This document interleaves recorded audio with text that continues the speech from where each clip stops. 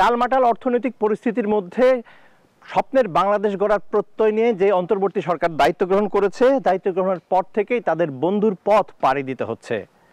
সবশেষ জেনেভার ঘটনায় দেশ জুড়ে উঠেছে সমালোচনার ঝড়। আইএলওর সঙ্গে বৈঠক শেষে দেশে ফেরার পথে সুইজারল্যান্ডের জেনেভা বিমানবন্দরে অপমান অপদস্থের শিকার হতে হয় অন্তর্বর্তী সরকারের আইন উপদেষ্টা ডক্টর আসিফ নজরুলকে। এরই মধ্যে ন্যাক্কারজনক সেই ঘটনার সমালোচনায় সরব হয়েছেন রাজনীতিবিদরাও। আর সচেতন নাগরিকরা কি ভাবছেন তা জানতেই দেশের আধুনিক কুরিয়ার সার্ভিসের রোল মডেল প্রতিষ্ঠান এসএ পরিবহনের সৌজন্যে এসএ টিভির নিয়মিত আয়োজন চায়ের কাপের ঝড় আজ এসেছে রাজধানীর পার্শ্ববর্তী জেলা নরসিংদীতে। সারা দেশে লাখো মানুষের কঠোর কর্মতৎপরতা ও নিষ্ঠায় এসএ পরিবহন পার্সেল অ্যান্ড কুরিয়ার সার্ভিস এখন 16 কোটি মানুষের হাতের নাগালে। এসএ পরিবহন পার্সেল অ্যান্ড কুরিয়ার সার্ভিস, আপনার সেবায় সবসময়। চলুন দেখি আলোচনা ও সমালোচনায় ভরা চায়ের কাপের এই ঝড় আমার আপনার ভাবনাকে কতটা সমৃদ্ধ করে। তারা এটার কোনো দায়িত্বই নিছে না, না নিয়ে আসিফ নজরুলকে বরং একটা হুমকির মুখে ঠেলে দিচ্ছে। এখন আসিফ নজরুলকে হুমকির মুখে ঠেলে দেওয়ার মাধ্যমে পুরো জাতিকেই তো একটা বেকায়দার পজিশনে ফেলে দিচ্ছে আসিফ নজরুলকে। কি নিয়ে আলাপ করতেছিলাম? আমরা আলাপ করতেছিলাম এই যে গত রিসেন্ট যে ঘটনাটা জেনেভা বিমানবন্দরে আসিফ নজরুলের সাথে যে ঘটনা ঘটছে সেটা নিয়ে অনাকাঙ্ক্ষিত একটা ঘটনা। Undoubtedly he is the national মানে অ্যাসেট অফ নেশন, একটা জাতির সম্পদ।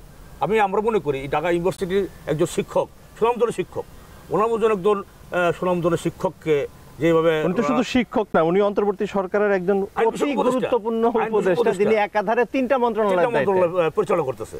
এটা হাই কমিশনের একটা ছিল, দায়িত্ব ছিল যে ওনাকে প্রটোকল দেওয়া। সেই দায়িত্ব তারা তো পালন করতে পারে নাই, তারা ফেলোর।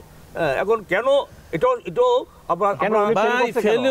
ফেলিওর না, এটা তো মনে করেন হাই কমিশনটা কারা, ওইখানে যারা সেটিং আছে এটা হলো ফ্যাসিস্ট রিজমের সেটিং। এখন এই ফ্যাসিস্ট রিজমের সেটিং এর তারা কি আমাকে আপনাকে নিরাপত্তা দিবে? এই বলতো সরকার করছে। সেখানে যদি আবার রিয়ারেন্স না করে তাহলে আরো যে কেউ গেলে আবারও বেকায়দায় পড়বে, আরো অসুবিধায় পড়বে। এটা বাংলাদেশ সরকারের অন্তর্বর্তী সরকারের প্রধান উপদেষ্টা, আমাদের উনি একজন জাতির সব সম্পদ, ওনাকে আমরা স্যালুট হিম। তো আমার মনে হয় যে এই বাংলাদেশের সরকারকে প্রধান উপদেষ্টা সরকারকে জেনেভা বাংলাদেশ হাই কমিশনকে এটা তলব করা উচিত, তাকে তলব করা উচিত এবং তাকে তলব করে জিজ্ঞেস করা উচিত কেন ওনাকে সেখানে এই হ্যারাস করতে করা হলো। আচ্ছা, একটু আমরা ইয়াং একজন আছে তার কথা শুনি। এই বিষয়টা হলো আওয়ামী লীগ যে স্বৈরাচার, তারা যে 15-16 বছরে যে স্বৈরাচারের মনোভাব দেখা গেছে সরকার জনগণের উপরে, তার আবার নতুন করে প্রমাণ দিয়েছে তারা স্বৈরাচার। তারা দেশে গুপ্তি মেরে বসে রয়েছে এবং বাহিরেও তারা নিচের দিকে থেকে মানুষকে বিভ্রান্ত সুযোগ ফেলানোর জন্য তারা চেষ্টা করে যাচ্ছে। এই প্রতিফলনই তারা ওই জেনেভায় দেখাচ্ছে। আপনার মত কি? আমার কাছে যে কথাটা মনে হচ্ছে যে আসিফ নজরুল সাহেব জীবন উনি একটা বড় শিক্ষক ঢাকা ইউনিভার্সিটির সাথে সাথে বর্তমান কিন্তু উনি শুধু শিক্ষক নয়, উনি জাতির একটা গ্রেট পয়েন্ট বর্তমানে। তো ওনার অবস্থান সম্পর্কে আমার মনে হয় যথেষ্ট অসচেতনতা আছে। উনি কি ফ্যাসিস্টিজমকে নিজের পক্ষের মনে করছেন কিনা, যে উনি ওখানে ওনার প্রটোকলটা ভালো আছে কিনা এটাও জানার আমার মনে হয় যথেষ্ট দরকার। তার মানে ওনার কথা যদি আমি বুঝতে পারি তাহলে এটা কি অন্তর্বর্তী সরকারের একটা দুর্বলতাও কিনা? আমরা এটাও বলতে পারি যে এই যে ফ্যাসিস্টরা জায়গায় জায়গায় বসে আছে, এটা অন্তর্বর্তী সরকার কেন, এটা তো আমাদের সংবিধানে কোনো অন্তর্বর্তী সংবাদ নাই। আমরা একটা অনিয়মতান্ত্রিক প্রক্রিয়ার মাধ্যমে একটা বিপ্লব সাধন করছি। বিপ্লবের পরে কোনো কিছু নিয়মে চলে না, কিন্তু আমাদের দুর্ভাগ্য হলো এই সরকার এখনো নিয়মের ভিতরে চলতে চায়, আইনের ভিতরে চলতে চায়। এখন জনগণের সরকার হবে, জনগণ বিপ্লব করছে, জনগণ তাদেরকে বসাইছে, তারা জনগণের সরকার। এই নাম রইতে একটা বাজে নাম, অন্তর্বর্তী সরকার। অন্তর্বর্তীকালীন সরকার আমরা শুনি, এটা আমাদের চেয়ে যারা অভিজ্ঞ অনেক আলোচনার মাধ্যমে কিন্তু জিনিসটা বের করে নিয়ে আসছে। এটা কি জাতীয় সরকার হবে, অন্তর্বর্তী সরকার হবে, না যে অস্থায়ী সরকার হবে, এটা কিন্তু আলোচনার ভিত্তিতে সিদ্ধান্ত নিয়ে কিন্তু নামটা আসছে অন্তর্বর্তীকালীন সরকার। এটা জনগণ সরকার হতে পারে না, এটা জাস্ট একটা one time politics, one time সরকার, একটা সময়ের জন্য আসছে। এই সময়টা পার হয়ে গেলে চলে যাবে। অন্তর্বর্তী সরকারের এই ব্যাপারে আমরা কোনো বিতর্ক জানাতে চাই না। আমাদের বিতর্কটা হলো যে জেনেভাতে যে মানে আসিফ নজরুল সাহেবের সাথে যে ঘটনা করছে, এটা আমরা ন্যাক্কারজনক ঘটনা, আমরা তীব্র নিন্দা জানাচ্ছি এবং অনতিবিলম্বে এই বাংলাদেশ সরকারকে আমি বলবো জেনেভা দূতাবাসে এবার তলব করা হোক, জাতীয় কি কয় অ্যাম্বাসেডারকে তলব করা হোক, তলব করে জিজ্ঞেস করা হোক কেন আমার দেশের আইন উপদেষ্টাকে কেন হ্যারাস করা হলো এবং তারা কারা তাদেরকে জবাব দিতে মধ্যে নিয়ে আসার জন্য তলব করলে হবে না, তলব করলে কি হবে? ওরা আওয়ামী লীগের লোক, ফ্যাসিস্টদের ওরা সুবিধাভোগী লোক, ওদেরকে চাকরিচ্যুত করতে হবে এবং এটা তদন্ত করতে হবে। তদন্ত করতে হবে যে দুর্বলতাটা কোন জায়গায়। আমাদের যদি ফরেন পলিসিতে থাকে, পররাষ্ট্র মন্ত্রণালয় যদি যথাযথ প্রটোকল নিশ্চিত না করে আসিফ নজরুল এখানে পাঠায় থাকে, তাহলে এদেরও দায় আছে, ওদেরও দায় আছে। দাও তো এখন সবার দায় না। আজকে তো আসিফ নজরুল গেছে, কালকে আরেকজন যাবে, পরশুদিন স্বরাষ্ট্র উপদেষ্টা যাবে। তো এইরকমই আপনার কাছে আমার একটা প্রশ্ন, এই ঘটনায় কি আমাদের সতর্ক হওয়ার সময় এসেছে কিনা, এবং যতগুলো বাংলাদেশে যতগুলো দূতাবাস আছে, যতগুলো কমিশন আছে বিদেশে বাংলাদেশকে রিপ্রেজেন্ট করে, সেইটা কি তালিকাগুলো দেখা উচিত কিনা, সেখানে বিগত সরকারের কারা কারা আছে? অফকোর্স তাদের একেবারে চিহ্নিত করে তদন্ত করে কার কি বাড়িঘর কোথায়, তাদের কি এসব চিহ্নিত করে তাদেরকে যদি সেট করার উপযুক্ত না হয় শুধু দেশে নিয়ে আসতে হবে এবং তাদের ব্যাপারে আইনগত ব্যবস্থা নেবে। অন্য ফ্যাসিস্টদের, রাজনৈতিক ফ্যাসিস্টদের যেই করুণ পরিণতি আমরা চাচ্ছি, তারাও তো একটা ফ্যাসিস্ট, বরং রাজনৈতিক ফ্যাসিস্টের চাইতেও ব্যুরোক্রেট ফ্যাসিস্টরা আরও বেশি খারাপ। তাদের বিচার করতে হবে আরও শক্ত করে। এই জন্য একেবারে নিখুঁতভাবে তদন্ত করে তাদের ব্যবস্থা করতে হবে। এটা হলো শুধু আমার কথা না, এটা জনগণ এখন বলতেছে যে তাহলে সরকার চালায় কে? সরকার ডিরেকশন দেয় একটা, কার্যকর হয় না রুট লেভেলে। আজকে দেখেন পুলিশ ফাংশনে নাই, ডিসি অফিসগুলি নতুন বাংলাদেশ গড়ার স্বপ্ন নিয়ে যে 5 তারিখের পরে আমরা শুরু করছি, ডিসি অফিস অন্য অন্য অফিসগুলি কি ঘুষমুক্ত হয়েছে, দুর্নীতিমুক্ত হয়েছে? আমি নিজেই সাক্ষী, একটা তদবির করছি, একটা মসজিদের জায়গা দখল করে রাখছি। তদবির করার পরে ওই আমার তদবির শুনছে যে এটা আমরা তদন্ত করে দেখছি এটা মসজিদের জায়গা, তো বুঝিয়ে দিব, তবে 1 লক্ষ টাকা দিতে হবে। তাহলে 1 লক্ষ এখনকার কথা, আমি বৃহস্পতিবারের কথা, 1 লক্ষ টাকা দিতে হবে। আমরা তো পারছি না স্বৈরাচার, তাহলে আমরা কোথায় রইলাম? টিমে বসে আছে তাদেরকে সরাইতে, এটা তো আমাদের ব্যর্থতা। এটা অনেক জায়গায় পারছি না কেন? এটা আমরা যারা আছে তাদেরকে আমরা চিহ্নিত করতে পারি নাই কারা স্বৈরাচার, এবং তাদেরকে সরাইতে পারছি না। এটা কি খুব কঠিন চিহ্নিত করা? না না, চিহ্নিত এটা কঠিন না, কিন্তু উদ্যোগটা ছিল, শক্তিশালী না, নেওয়া হয় নাই। উদ্যোগটা নেওয়া হয় না। একটু বলি, উদ্যোগটা এমন, আমি যখন উদ্যোগ নেই তখন সুশীলদের পক্ষ থেকে, উমুকদের পক্ষ থেকে একটা ফতুয়া আসে যে এইটা করা যাবে না, ওইটা করা যাবে না। সমন্বয় একটা রাষ্ট্রপতির ব্যাপারে কথা বলছে, অন্য অন্য রাজনৈতিক দলও কথা বলছে। এখন বলতেছে রাষ্ট্রপতি না থাকলে, এই রাষ্ট্রপতি না থাকলে দেশের আর কোনো নির্বাচিত ব্যক্তি থাকে না। তাহলে একজন নির্বাচিত ব্যক্তির উপর কি দেশ নির্ভর করে?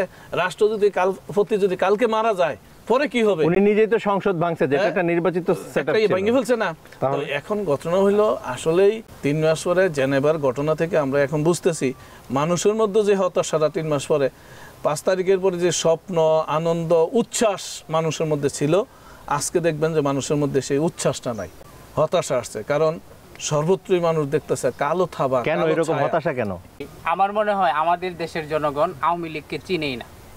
শেখ হাসিনা সে কি, তার নীতি কি, তার চরিত্র কি, এটা যদি জনগণ, বাংলাদেশের জনগণ, আপামর জনগণ, আমি তো মনে করি আরো আগে থেকে বললে, যদি 75-এর পরে যিনি বাংলাদেশের স্থপতি বলা হয়, যেভাবেই বলুক, আজকে মানুষ নতুনভাবে বলতেছে সে বোয়া, সে বোয়া। আর বোয়া এটা বাংলাদেশের রাজনীতিবিদরা ঠিক করবে, আমরা তখন জন্ম নেই না। কিন্তু আমার কাছে পড়াশোনা করে যেটা মনে হয়েছে, 1975-এর পরে যদি জাতির জনক সে হয়ে থাকে, তাকে এভাবে নির্মমভাবে তার সহচরেরা যারা মৌলিক মুক্তিযোদ্ধা ছিল, তাকে এভাবে নৃশংস হত্যা করার পরে আবার বাংলাদেশে আওয়ামী লীগ আসলো কি করে, সেটা আমার আগের প্রশ্ন। এবার আজকে 3 মাস পরে আমরা বিবেচনা করবো কেন যে এই জেনেভাতে এই ঘটনা? আমরা প্রথম দিন থেকে বিবেচনা করার দরকার ছিল আওয়ামী লীগ যে কোনো সময় আমাদেরকে আক্রমণ করবে, এবং এই জায়গাতে আজও যদি সচেতনতা না আসে তাহলে আমরা আবার প্রতি বিপ্লবের মহাসংকটে। তার মানে একটা সংকটের শঙ্কা আছে, আপনার কি মনে হয়? এখন আসলে 16 বছরের জঞ্জাল, এই বৈষম্য, এই জঞ্জাল, জুলুম, নির্যাতন, মামলা হামলা, লক্ষ লক্ষ লক্ষ লক্ষ লোকের বিরুদ্ধে মামলা হামলা করে একদম নেশাবাদ করে দিয়েছিল। সেখান থেকে জাতিকে উদ্ধার করে নিয়ে আসার জন্য যে বৈষম্য বিরোধী আন্দোলনটা হচ্ছিল, সেটা একটা কোঠা নিয়ে আন্দোলনটা ছিল। সেই কোঠা আন্দোলনটাকে চলে গেছে, এই হাসিনাই কিন্তু সেই কোঠা আন্দোলনকে আরো জোরদার করে দিছে। কি বলছে যে আমার মুক্তিযুদ্ধের সন্তানরা চাকরি পাবে না, রাজাকারের বাচ্চারা চাকরি পাবে। এই কিন্তু ছাত্র সমাজের মধ্যে একটা স্পৃহা জায়গা করছে যে লেগেছে রক্ত আগুন লেগেছে।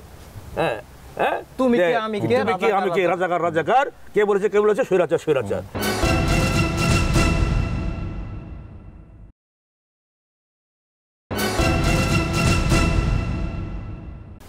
আপনারা পত্রপত্রিকায় দেখতেছেন সরকার কি করে 2 দিন পর পর অমুকের উপর দেশ থেকে নিষেধাজ্ঞা, কিন্তু দেশ সাইডে গেছে। তার মানে সরকারের কাছে প্রপারলি তথ্য যায় না মন্ত্রণালয় থেকে, সে দেশে আছে কি না নাই, কোথায় আছে নাই। এরপরে দেখেন লুটপাটকারীরা ইসলামী ব্যাংক যারা দখল করলো, অন্য 8টা ব্যাংক আরো 8টা বিমা যারা দখল করলো, তারা তো শেখ হাসিনা কাছের মানুষ, শেখ রেহানার কাছের মানুষ, তাদের টাকা পয়সা তো শেখ রেহানা শেখ হাসিনা নিছে, এটা তো আজকে প্রমাণিত সত্য। কিন্তু তারা যখন দেশে ছিল তখন কিন্তু সরকার কোনো পদক্ষেপ নেয় নাই, যখন টাকা পয়সা নিয়ে চলে গেছে পরে তাদের দেশ থেকে নিষেধাজ্ঞা দিয়েছে। ঠিক এইভাবে অন্যান্য মন্ত্রী হুইপ তাদেরকে দেশ থেকে নিষেধাজ্ঞা, অর্থাৎ সরকারের কাছে প্রপারলি কোনো ইনফরমেশন নাই। ইনঅ্যাক্টিভিটি এত বেশি যে কোনো তথ্য যখন রুট লেভেলে চাওয়া হয় প্রশাসনে, এই তথ্য তারা দিতে পারে না, দিতে দেরি করে, হ্যাঁ, অথবা দেয় না, দিলে আধামাদা দেয়। আমরা দেখেন এত বড় একটা ট্যাক্স স্বীকার করলাম আমরা, এই নরসিংদীতে আমরা 20 জন শহীদ হয়েছে। আমাদের নরসিংদীর কথা বলি, প্রশাসন তালিকায় ঢুকছে বিদ্যুৎ পৃষ্ঠ হয়ে মারা গেছে হাসান আলী, করিমপুর তার বাড়ি। আমি বারবার বললাম যে বিদ্যুৎ পৃষ্ঠ হয়ে মারা গেছে, আমি একটা তালিকা দিলাম, কিন্তু এর তালিকা দিছে, এর সুযোগ সুবিধা দিছে আমাদের। তার মানে কি এখানেও দুর্নীতি হচ্ছে? এখানেও দুর্নীতি হচ্ছে। এরপরে ছাত্রলীগের 2 নেতা বিন্নাবাদ এবং ওই যে আমাদের নারায়ণপুরে সোল্লাবাদে ছাত্রলীগের 2 নেতাকে যারা আন্দোলনকে প্রতিহত করতে গিয়ে মরছে, তারা শহীদ না, অবশ্যই শহীদ না, তাদেরকে তালিকাভুক্ত করা হয়েছে। এই যে জঘন্য দুর্নীতি হচ্ছে তার মানেটা কি? আপনি কতদিন দায় চাপাবেন? আপনার কি নিজস্ব এগুলো করছে কারা? এগুলো তো আমি করছি না, প্রশাসনের লোক করছে। তাহলে প্রশাসনটা কারা? ওই যে ফ্যাসিস্টের উত্তরসূরি। তাহলে সরাচ্ছে না কেন? বাংলাদেশের লোক না তারা? সরাচ্ছে না কেন? এটা তো আমারও প্রশ্ন, জাতিরও প্রশ্ন, তাদেরকে সরাইতে হবে। আমার কাছে মনে হয় যে আমজাদ ভাই যে কথাটা বলছে যে ওনার কাছে পুরা বস্তুনিষ্ঠ সংবাদটা সরকারের কাছে যাচ্ছে না, আমার কাছে মনে হয় এটার উল্টা। বস্তুনিষ্ঠ সংবাদ যাচ্ছে, কিন্তু তারা প্রোটোকল দিয়ে এই স্বৈরাচারদেরকে, যারা ফ্যাসিস্টেরিজম ছিল তাদেরকে পাচার করছে কিনা সেই জায়গাতে কিন্তু এখনো আমাদের সচেতনতা না। আমার যতটুকু ধারণা, এটা মানে ভিতরে একটা শক্তি আছে যারা এখনো রক্ষায় কাজ করতেছে। কেউ তাদেরকে প্রোটোকল দিয়ে এলাকায় নিয়ে আসছে, টাকার মাধ্যমে তাদেরকে এলাকাতে জায়গা দিচ্ছে, রিসেট করা হচ্ছে। আজকে কি কথা অস্বীকার? আমাদের এখানে বিএনপি নেতা আছে, আমাদের নরসিংদী জেলাতে বিএনপির যারা নেতা আছে, একই পরিবারে বিএনপির এমপি, আওয়ামী লীগেরও এমপি, কাছাকাছি একই পরিবার না হলে তারা কি একজন একজনকে প্রোটোকল দিচ্ছে না? দিচ্ছে। এবং অনেকের নামে এই অভিযুক্ত আসছে যারা তার ব্যাপক টাকা নিয়ে এদেরকে প্রোটোকল দিচ্ছে। প্রোটোকল মানে কি সুরক্ষা? আমি মনে করি বিগত সময়ের যত সরকার ছিল বাংলাদেশে, বিগত সময় শেখ হাসিনা বলেন, এরপরে যারা খালেদা জিয়া বলেন, এদের চেয়ে বেশি শক্তিশালী ডক্টর ইউনূস ব্যক্তিগতভাবে। একটা হলো সরকারি শক্তি, আরেকটা হলো ব্যক্তি শক্তি। ব্যক্তি শক্তি হিসেবে, কূটনৈতিক শক্তি হিসেবে আন্তর্জাতিক মহলে ডক্টর ইউনূসের যে ক্ষমতা আছে, এটা আমার অলরেডি দেখাইছে উনি, যে 57 জনকে ফিরিয়ে আনা দেখাইছে। এই শক্তি এবং সারা বাংলাদেশে ওনাকে যেভাবে প্রোটেকশন দিচ্ছে, উনি যে কোনো সিদ্ধান্ত আজকে। আপনার কথা কিন্তু একদিক দিয়ে ঠিক, যেই জনসমর্থন পাইছে এই অন্তর্বর্তী সরকার, এইটা কিন্তু কোনো সরকারের ভাগ্যে জুটে নাই। এই যে বিপ্লবটা, এই বিপ্লবটা নিরেট একটা জাতীয় বিপ্লব, দেশীয় বিপ্লব। অবশ্যই এইখানে রয়ের কোনো সাপোর্ট নাই, এফবিআই এর সাপোর্ট নাই, মোসাদের সাপোর্ট নাই, একমাত্র দেশীয়। অর্থাৎ আমরা যারা জনগণ, আমরা গুলির সামনে বিপ্লব আমলাম, ছাত্র জনতা আমরা মিলে, এখন তারা বলতেছে বিপ্লবের সাথে অমুকে জড়িত, তমুকে, এগুলি সব ভুয়া কথাবার্তা। এগুলি সব নতুন করে আবার ফতুয়া দিতেছে আওয়ামী লীগ নাকি ওই যে ট্রাম্প পাস করছে, ডোনাল্ড ট্রাম্প পাস করছে, এই কারণে আওয়ামী লীগের বেনিফিট। কিচ্ছু না। আমরা কত গেম খেলা দেখছি। আমরা ভাবছি বারাক ওবামা, আমরা ভাবছি জো বাইডেন, আমরা ভাবছি আরো এর আগেও ডোনাল্ড ট্রাম্প দেখছি যে তারা আমাদের কি করে দিবে। এই দীর্ঘ 16 বছর এত বড় একটা রিজিম, এত বড় একটা অপশাসন বাংলাদেশে ছিল, আন্তর্জাতিক কমিউনিটি আমাদেরকে কোনো কিছু করতে পারছে? অর্থাৎ যখন আমরা কিছু করতে পারছি, কিছু হয়েছে। তাহলে আজকে যারা বলে যে শেখ হাসিনার ঈদ আসছে, ওই ট্রাম্প পাস করানে, আবার জো বাইডেন পাস করলে অন্যদের ঈদ আসতো, আমি একটা জিনিস বলতে চাই, সেটা হলো যে আমরা এই সরকারকে, জামাত ইসলাম বলেন, বিএনপি বলেন, সমমনা দলগুলি বলেন, সবাই কিন্তু এক ভাইকে সময় দিছে। এই যে রিসেন্ট আপনি দেখেন যে সাবুদ্দিন রাষ্ট্রপতির ব্যাপারে পদত্যাগের যে প্রশ্নটা আসছে, পদত্যাগের প্রশ্নে যখন একটা মানে গভীর সংকট দেখা দিল দেশে, সেখানে দেখা গেল কি বিএনপি জামাত সহ সমমনা দলগুলো সাথে বৈষম্যবিরোধী ছাত্র আন্দোলনের নেতারা যোগাযোগ রাখা বলছে যে আমরা ওই সরকারের এই চপ্পুর পদত্যাগ চাই। কিন্তু বিএনপি বলছে, জামাত বলছে যে এই মুহূর্তে তাকে শাহাবুদ্দিন সাহেবকে অপসারণ করা মানে সাংবিধানিক শত্রুতা সৃষ্টি হওয়া। এটা কিন্তু আরেকটা ষড়যন্ত্র চলছিল হাসিনাকে দেশে আনার। কি কারণে? যে এই শাহাবুদ্দিন সাহেবকে যদি অপসারণ করা যায় তাহলে একটা সাংবিধানিক সৃষ্টি হবে, সুন্দর সৃষ্টি হবে। ওই সুন্দর সৃষ্টি করে সংবিধান শেষ করে ভেঙে দিয়ে তো শেখ হাসিনা পদত্যাগ হয়েছে, তাহলে তো এখানে সংবিধানকে ধরার সাংবিধানিক শূন্যতা। যে এতদিন পরে যখন ফার্স্ট টাইম কিন্তু শাহাবুদ্দিন সাহেব বলছে যে আমার কাছে পদত্যাগের দিয়ে গেছে এবং আমার কাছে প্রমাণ আছে, 3 মাস পরে 2.5 মাস পরে সে কোনো কথা বলে যে আমার কাছে পদত্যাগপত্র নাই। হ্যাঁ, তাহলে একটা পতিত ফ্যাসিস্ট হাসিনা, পলায়নকৃত হাসিনা সরকার দেশ ত্যাগের পরে তারপর থেকে প্রশ্ন হয় না, দরকার হয় না। ইনঅ্যাকশনে সে প্রমাণ করে দিয়েছে। গণঅভ্যুত্থান হইছে, গণবিপ্লব, তাকে সেনাদের পদত্যাগ। পলায় গেছে।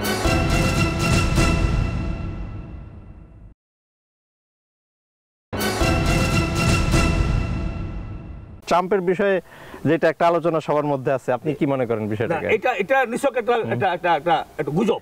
কারণ আমরা জানি যে কোন ব্যক্তির সাথে মার্কিন ফরেন পলিসি আদৌ সম্পৃক্ত না। মার্কিন পলিসি ডিটারমাইন করে হচ্ছে থিংক ট্যাঙ্ক স্ট্র্যাটেজিস্ট যারা তারা ঠিক করে।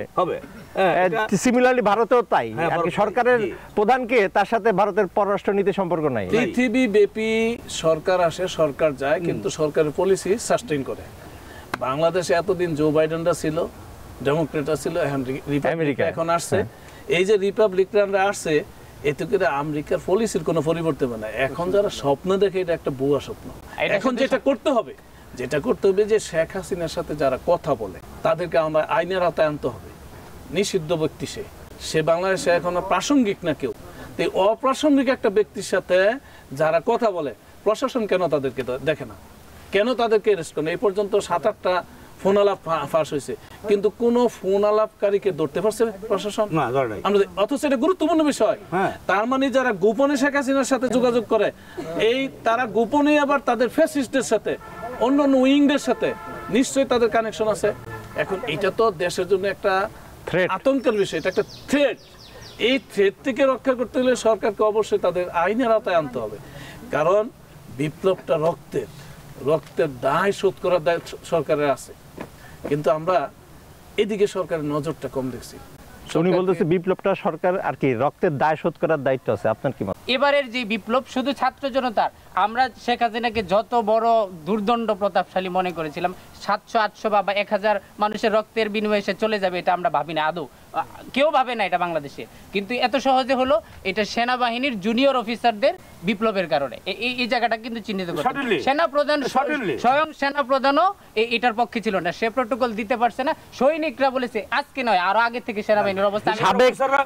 অবসরপ্রাপ্ত সেনা কর্মকর্তাদের মাঠে নামার পরই কিন্তু পরিস্থিতির পরিবর্তন। সাথে সাথে সৈনিক যারা, তাদের ম্যাক্সিমামলি অবস্থা এরকম যে আমরা অফিসাররা তো অর্ডার করে, তারা হুকুম দেয়, আমরা করি, যে আমাদেরকে গুলি করার কথা বললে আমরা আকাশে গুলি করব। এবং এই কথাটা ওই দিন জানা সেনা দরবারের পরে, এটা 3 তারিখে সেনা দরবারের পরে সৈনিকদের পক্ষ থেকে সেনাবাহিনীতে একটা কোর অফ অ্যাকশন, একটা চেইন মেইনটেইন করা হয়। যারা অবসরপ্রাপ্ত কর্মকর্তা তারা রীতিমতো বাবার থেকে বেশি গুরুত্বপূর্ণ ওদের কাছে। এরা যখন নামছে রাস্তায়, স্বাভাবিকভাবে দৃশ্যপটটা চেঞ্জ হয়ে গেছে। হ্যাঁ, 19 দিনের আন্দোলনটা এটা ধারাবাহিকতা। জি, ধারাবাহিকতা ছিল। 16 বছর কিন্তু 16 বছরের আন্দোলনের আমরা কিন্তু মানে ছিল, বলা যায় সবাই ছিল আসলে। এটা সব কথা শেয়ার করে একটু। 16 বছর কিন্তু আমরা তাদের বিরুদ্ধে সংগ্রাম করছি, আন্দোলন করছি, বিএনপি জামাত সমান দল করে করছি, হাসিনা হটাও, দেশের মানুষের আন্দোলন ছিল। ওইটা ধারাবাহিকতায় আমাদের এই যে দেখেন জামাত ইসলামের বিরুদ্ধে কি অত্যাচার হয়েছে, নিষিদ্ধ ঘোষণা। এই দলকে রাজনীতি করতে দিবে না। শুধু নিষিদ্ধ না তো, আমরা দেখছি আন্তর্জাতিক অপরাধ ট্রাইব্যুনালের নামে বিচার, শুধু বিচার না, এত দ্রুত মামলা শেষ এবং সেই মামলার এখন ট্রাইব্যুনাল আইন খোঁজে, হাজার ডকুমেন্ট। এত বড় গণহত্যা শেখ হাসিনা করলো, 1500+ মানুষ মারলো, কিন্তু মানুষ কি সব আওয়ামী লীগের লোকজন মারছে? সব মারছে, পুলিশ মারছে, র্যাব মারছে, বিজিবি যাদেরকে নামাইছে। কিন্তু মামলা মোকদ্দমা যেখানে হয়েছে, পুলিশের নামে মামলা দিলে পুলিশ মামলা নিছে না, কোথাও নাই। এরপরে এর বিপরীতে কইল আমাদের নরসিংদীর তাহমিদ, 9ম শ্রেণীর ছাত্র, এনকেএমের ছাত্র, সে প্রথম শহীদ। তাকে তো শুধু মারাই হয়েছে না, তার লাশের উপর গুলি করা হয়েছে, এমন ভিডিও ফুটেজের অভাব নাই। লাশের উপর গুলি করা তার বুক থেকে এই যে জর্জরিত হয়ে গেছে। আপনি জানেন তাহমিদের আব্বার নামে, ইমনের আব্বার নামে, আমজাদের আব্বার নামে এই পুলিশ মামলা করছে। ওই মামলায় আবার তাহমিদের লাশ উত্তোলন করার জন্য আদালত আবার নির্দেশ দিছে। তাহলে এই আদালত কি ঘুমায়? দুনিয়া জানে না, চিনে না? এত বড় একটা বিপ্লব হওয়ার পরে ফ্যাসিস্টরা চুপ থাকার কথা, নীরব থাকার কথা, কিন্তু ওসিরা নাকি রিজিমদের সাথে, ওই ফ্যাসিস্টদের সাথে আর্থিক লেনদেনের মাধ্যমে তাদেরকে সুযোগ সুবিধা দিয়ে তোমরা বাইরে বেরো না, চুপচাপ থাকো, ধরা হবে না, এই করা হবে না, সেই করা হবে না। মামলা যাই হয়েছে টুকটাক হয়েছে। এখন এই মামলাগুলোর কার্যক্রম অনেক স্লথ, কোনো এরেস্ট হয় না, কেউ এরেস্ট হয় না। তাই আরো দুঃখের কথা বলি, মামলা হওয়ার পরে এই ফ্যাসিস্টরা বাদীর বাড়িতে যায়, বাদীকে দইরা নিয়ে আসা মামলা তোলার জন্য নিয়ে আসছে। এই সরকারের আন্তর্জাতিক অনেকগুলো চুক্তি আছে, যে চুক্তিগুলো নিয়ে আসলে অনেকটাই ধোঁয়াশা রয়েছে। এই চুক্তি তো মানে সরকার দীর্ঘ 16 বছরে আপনি দেখবেন ভারতের সাথে যেই পরিমাণ চুক্তি, যেই পরিমাণ স্মারক সমঝোতা স্বাক্ষর হয়েছে, এইগুলোতে কি আছে? আমরা দেশবাসী অন্ধকারে, মন্ত্রণালয় অন্ধকারে, ক্যাবিনেট অন্ধকারে, সংসদ সদস্যরা অন্ধকারে ছিল, কেউ জানে না এটার মধ্যে কি আছে। এত গোপন একটা বিষয় জানে কে? হাসিনা জানে, মোদি জানে, দুইজনের সাথে চুক্তির ব্যাপারে কিন্তু আমরা জনগণের পক্ষ থেকে বর্তমানও আছে চুক্তিগুলি বাতিল করে, এটা জনগণের প্রাণের কথা। বর্তমান গভর্নমেন্ট এই চুক্তির ব্যাপারে কোনো কিছু বলছে না। চুক্তিতে দেখেন বর্তমানে কয়লা পার টন আমাদের অন্যান্য কোম্পানিগুলি যারা বিদ্যুৎ উৎপাদন করে কিংবা ইটের ভাটায় দেয়, পার টন কয়লা তারা আনে 65 টাকা থেকে 67 টাকা। আদানি থেকে আমরা কয়লা কিনতেছি $75। তাহলে এখানে প্রতি ইতে আমাদের চলে যাচ্ছে $7-8, $9 চলে যাচ্ছে। তো কেন আমরা দিচ্ছি বেশি? এটা বেশি দিচ্ছি যে শেখ হাসিনার মনের খাহেশ, এই চুক্তির খেসারটা আমরা জনগণকে দিচ্ছি। আবার সে বিদ্যুৎ না দিয়ে 2 দিন পরে পরে নোটিশ দেয় যে টাকা দেওয়ার জন্য। আমাদের তাকে যেই পরিমাণ কয়লার টাকা দিচ্ছি, এই পরিমাণ কয়লার টাকা দিয়ে আমরা বিদ্যুৎ কেন্দ্র স্থাপন করতে পারি। আমাদের পাশে গোরাশাল বিদ্যুৎ কেন্দ্র আছে, এটা বাংলাদেশের এক সময় প্রাণ ছিল বিদ্যুতের ক্ষেত্রে। এই বিদ্যুতের কেন্দ্রটা ছিল শুরু থেকে রাশিয়া নির্ভর। এই সরকার এসে চায়নার সাথে গোরাশালের এই চুক্তিগুলি করার কারণে মডিফাই করতে গিয়া 210 মেগাওয়াট যেটা, এটাকে 480-তে করতে গিয়া হাজার হাজার কোটি টাকা এখানে খরচ করে ফেলছে। একদিনের জন্য চালুই করতে পারে নাই। চালু করতে গেলে জাতীয় গ্রিডের সমস্যা হয়ে যায়। অর্থাৎ এত বাজে মেশিনারি এখানে, এটা কি ইচ্ছা করে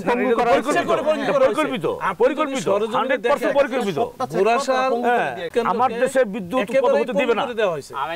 আমি যদি বলি যে ওইটা, ওই যে রাশিয়ার সাথে চুক্তি ভঙ্গ করে এটা 480 মেগাওয়াট করার চেষ্টা করে, আসলে চেষ্টাই করে নাই। আমার যতটুকু মনে হয় ওই টাকাটা পুরাটাই খায় ফেলছে, এমন হয়েছে। কিছু মডিফাই করেছে।